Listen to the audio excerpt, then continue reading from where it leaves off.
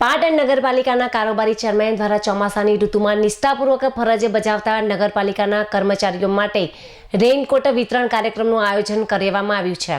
માતૃશ્રીની સ્મૃતિમાં આયોજિત આ કાર્યક્રમનો મુખ્ય હેતુ પ્રતિકૂળ હવામાનમાં પણ કાર્યરત રહેતા કર્મચારીઓની સેવાની કદર કરવાનો અને સમાજમાં સેવા ભાવનાનો સંદેશ પહોંચાડવાનો છે।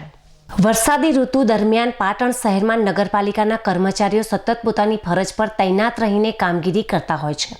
આ કર્મચારીઓની સુરક્ષા અને સુવિધાને ધ્યાનમાં રાખીને કારોબારી ચેરમેન નીલમ પટેલ દ્વારા પોતાના માતૃશ્રીની યાદમાં તમામ કર્મચારીઓને રેઇનકોટ આપવાનો નિર્ણય લેવામાં આવ્યો છે।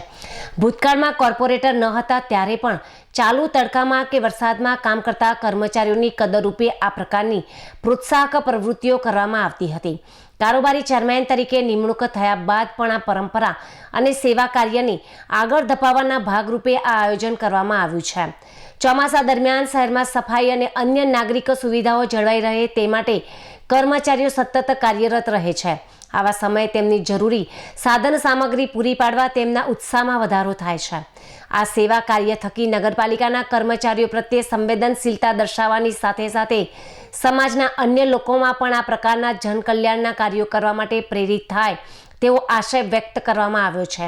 આ વિતરણ કાર્યક્રમમાં નગરપાલિકાના વિવિધ વિભાગના કર્મચારીઓ પણ ઉપસ્થિત રહ્યા હતા। પાટણ નગરપાલિકામાં વરસાદ દરમિયાન જે પણ નગરપાલિકાના કર્મચારીગણ કામ કરે છે એમને રેઇનકોટ આપવા માટે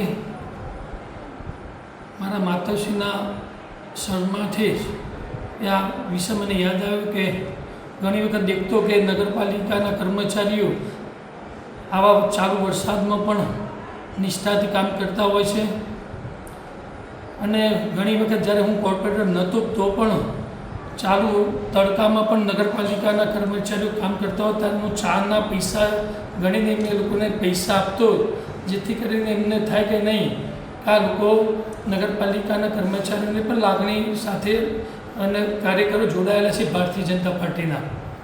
એ વિષય મને જૂનો યાદ આવ્યો અને આજે હું નગરપાલિકાના કારોબારી ચેરમેન તરીકે મારી નિમણૂક થઈ અને હું કાલે વરસાદમાં આવતો હતો ત્યારે મને એક આવું જ દ્રશ્ય જોવા મળ્યું ને મને થયું કે માતાશ્રીના આ સ્મરણાર્થે આવું સેવાનું કાર્ય કરું તો લોકોને પણ આ પ્રકારનો સંદેશો જાય ને એ પ્રમાણે લોકો પણ આને અનુસરે એવા વિષયથી આજે હું નગરપાલિકાના કર્મચારીઓને આ વિષયથી રેઇનકોટનું વિતરણનો કાર્યક્રમ રાખેલ છે।